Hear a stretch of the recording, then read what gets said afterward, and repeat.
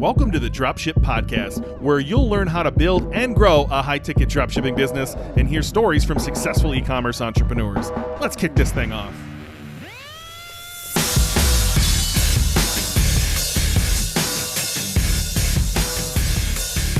Hey, welcome to the Dropship Podcast. This is a special Tactical Tuesday episode because, as the title said, I'm quitting dropshipping, John. Is that what we're going with here? That is a clickbait title if I've ever seen one, but we're here now.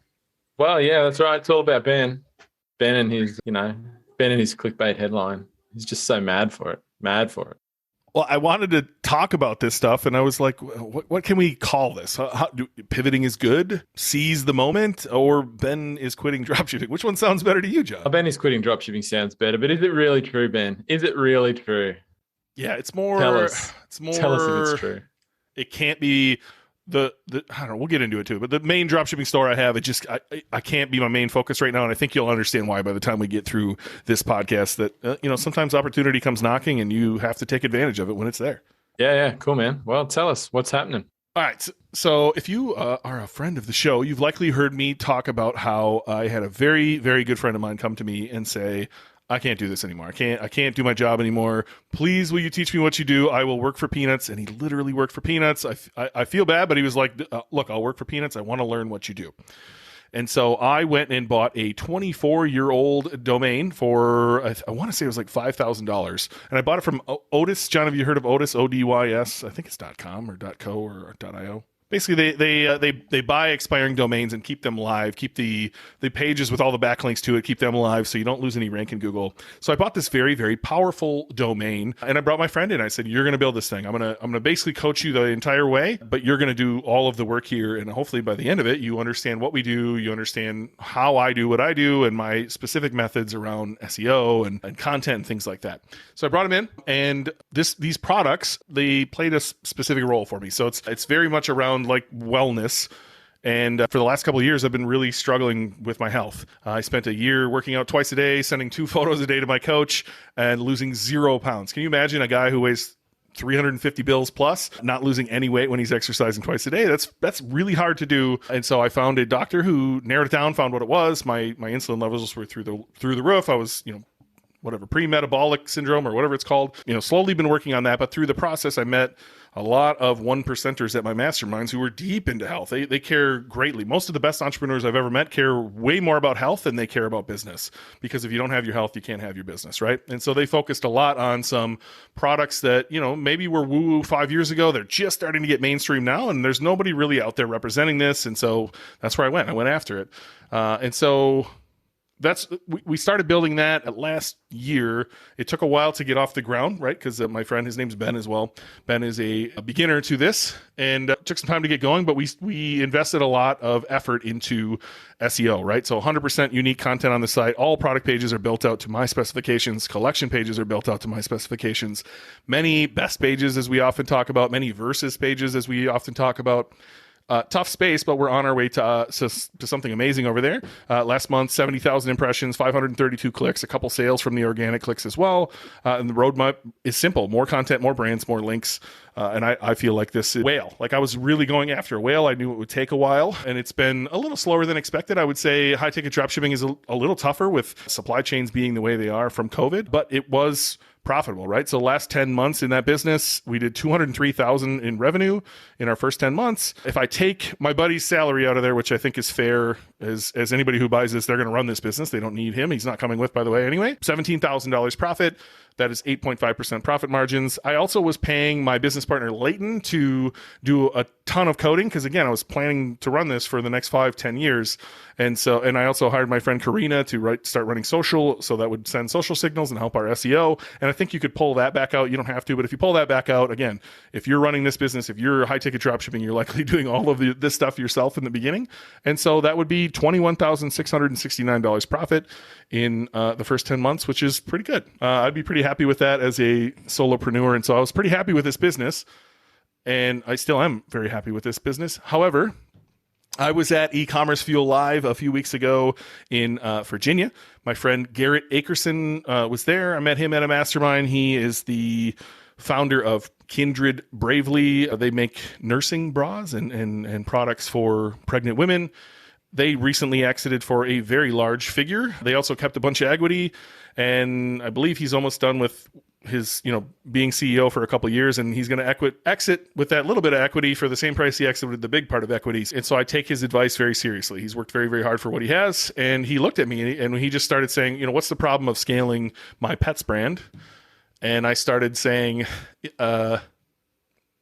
here's one problem we have, and then he would immediately solve it like good coaches do. He would be like, well, why don't you just do this? And I'd be like, oh yeah, but what about this? And I would immediately just step in my own way, and I would find reasons for me not to do the work that's quite painfully obvious needs to be done. We started talking about what the market looked like. A brand recently exited that's very similar to mine for $610 million, and another brand recently exited for $130 million. It's very similar to mine. And someone I know very closely, I introduced them to one of my suppliers. They're going to do $10 million on one product that I introduced them to this year, and that was like the final kick in the nuts of like, what are you doing? You need to focus. And so I think my entire career I've been in multiple businesses, and I think I'm doing it as a way to prevent myself, like almost like a fear of success. I'm sure a lot of people have heard of fear of failure, but I think it's more of like a fear of success with me. I'm finding ways to not have to go into, waters I've never been into, right? So I've taken a brand to 8 figures, but that was with multiple partners. I was on the make it rain side of things. Well, this business, I'm the majority shareholder. I'm the founder. I'm going to have to learn a lot of things. And so I think I was getting my own way. So long story short, Garrett convinced me, you got to focus here. You got to let that go. You got to, the dropship business is great and it's doing well and it's on pace to do great things, but it doesn't have the immediate potential that the pets brand does. And so I think I'm going to sell it, John. And I think I'd like to stay similar to a relationship I've had in the past where, let's get on a call once a week, kind of like I do with my consulting clients. Let's get on a call once a week, have access during Slack throughout the week. But I can't put my full focus here. I need to put my full focus into an opportunity that is just too great to ignore. Yeah, cool. So I think if people haven't, obviously people have probably heard you mention the pet supplement stuff a little bit on the podcast before. Tell us a bit more about that. Like, what actually is that business? And like, how does it work? Hey, just want to jump in here real quick and say if you're loving this show, the number one thing you can do to help us out is simply go to Spotify or iTunes or whatever you're listening on and smash that follow button, that subscribe button, and leave us a review. It really does help us reach more people. And if you've got a friend that should be listening to this, send the podcast over to them. We'd love to have them join us as well. And real quick, 2 quick resources I have for you. If you want to join us in our free Facebook group, you can find that at facebook.com/groups/dropship tribe, or just search the Dropship Tribe. And we also have a paid version of this podcast where you can get even more of John and I and longer form content. You can find that on Patreon at patreon.com/Dropship Podcast. All right, back to the show. It's kind of funny, if I'm honest, John. In 2016, FBA was all the rage back then, right? Amazon FBA. If you've never heard of it, it's fulfillment by Amazon. I think we have an upcoming episode where we're comparing dropshipping versus Amazon FBA for beginners. And at that point, I'd been coerced by a couple gentlemen who knew I sold my first business, and they were like, hey, why don't you give us some money and we'll give you 10% of this adult coloring book business. That turned out to be a awful partnership, but a great business that, I got a nice payday out of the deal, but I learned a lot of lessons about partnerships in that one. Maybe we should do a show on that sometime in the future, John. If you're a Patreon listener, you've heard me rant about this before. But through that, I got interested in what is private labeling? What does it look like to have your own brand? What does it cost to have your own brand? And so I was listening to a bunch of podcasts, and one day I heard a podcast talk about the $500 challenge, that you could not, in 2016, you could no longer start an Amazon FBA brand for $500 for less. That was dead. In fact, Amazon FBA was dead.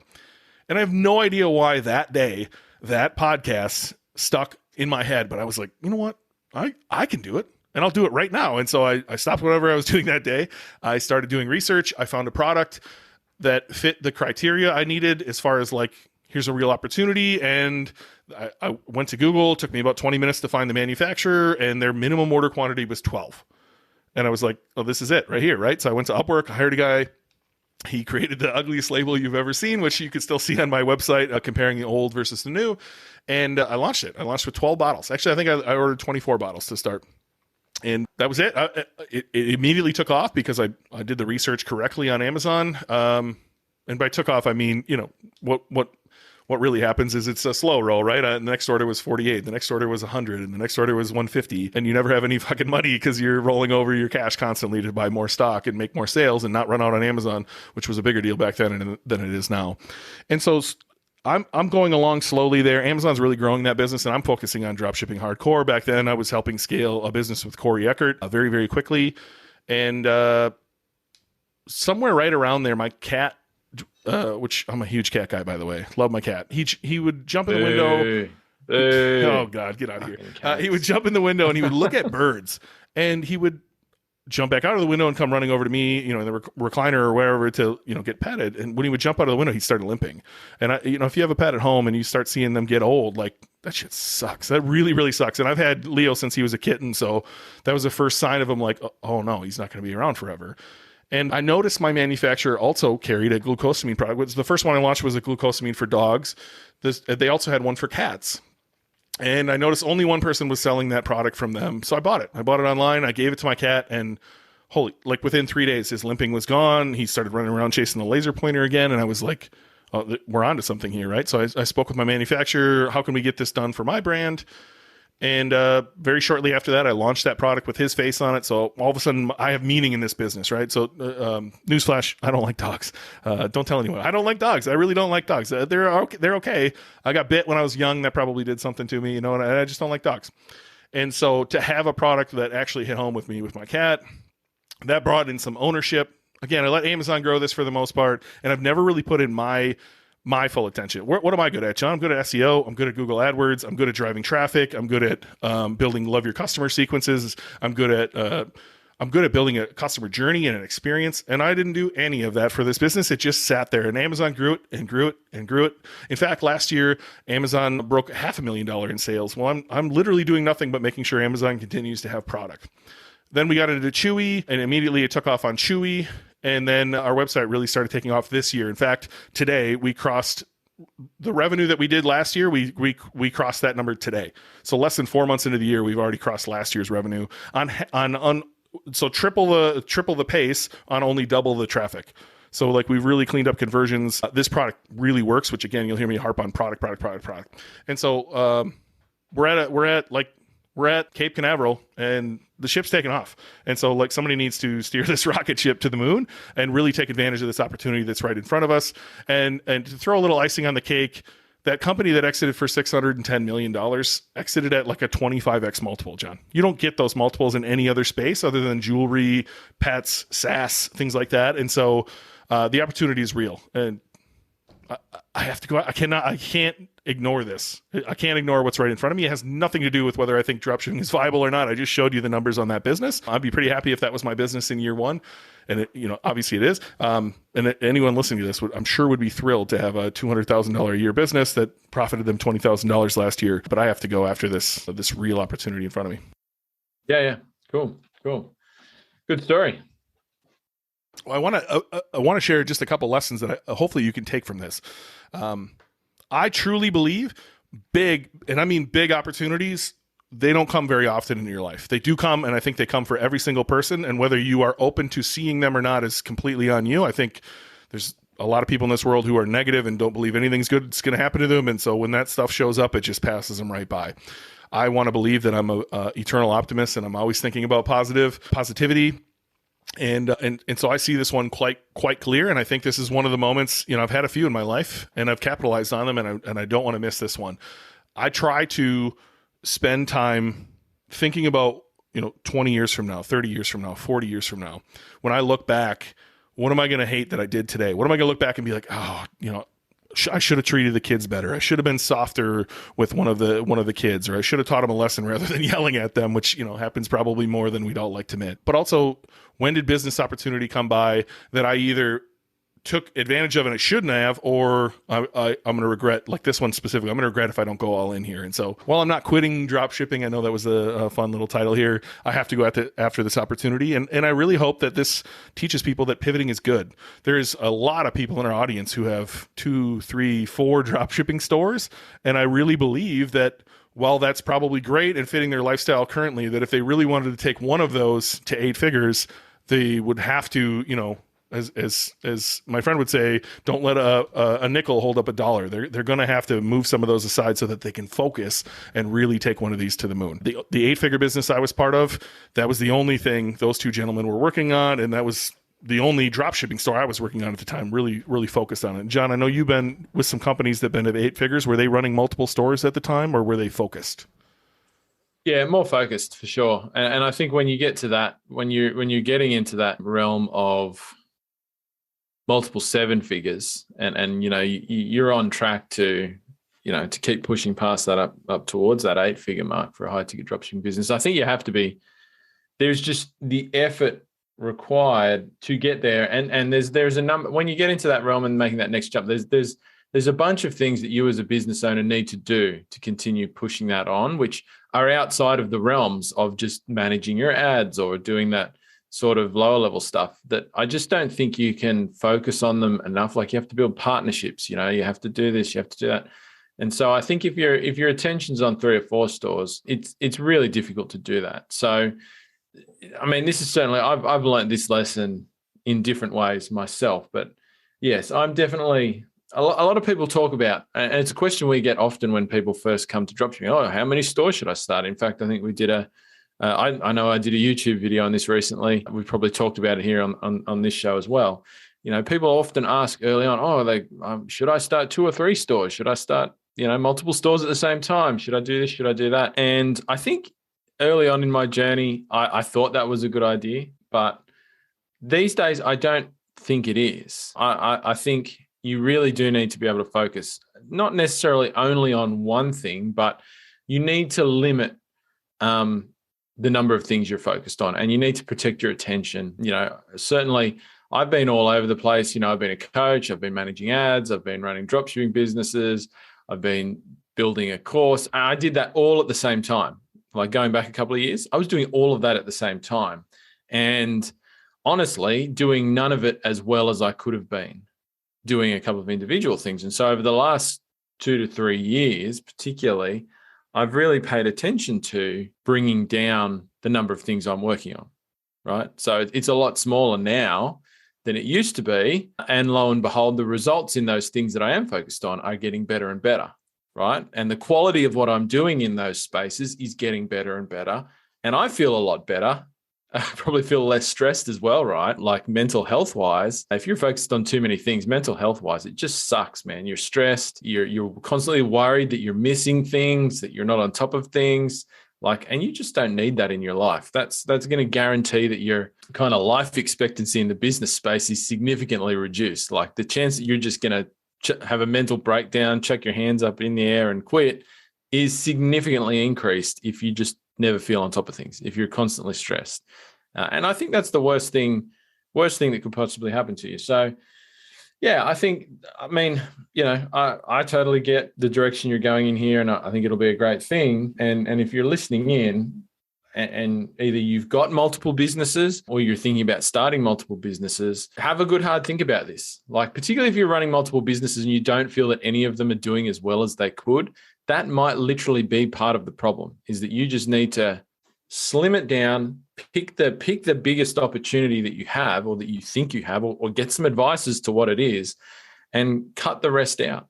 Like, literally, sell a store, sell 2 stores, whatever, or just cut down your time there. And that could just in and of itself make a significant difference to your overall results. Pushing 1 store to 8 figures is better than having 3 stores that are doing 6 figures a year in revenue. You know what I mean? And yeah, so it's a big lesson, and it's a really important one. And so people will say, oh, what about diversification? Isn't it good to have multiple stores in different niches, in case something goes wrong with one? And look, there's something to that argument, but that comes after you've already built something great, I think. And you've got it under management or something like that. You've cut down your time involvement in the business. A couple of episodes back, we talked to our friend John Murphy about this. His high ticket dropshipping business, he's got down to spending 10 hours a week of his time on that business, or maybe even less. That's a good, and it's successful. It's making great returns, blah, blah, blah. That's a good time to throw something into the mix, right? Because you're not so committed to that in a time sense and a focus sense, So maybe, yeah, at that point. But when you're trying to grow significantly, when you're trying to build, doing it at 2 or 3 different places at once is, I don't know that it's possible. Really, truly, to get the best result out of any of those things, you just can't do it. It's too much. And have some self-awareness.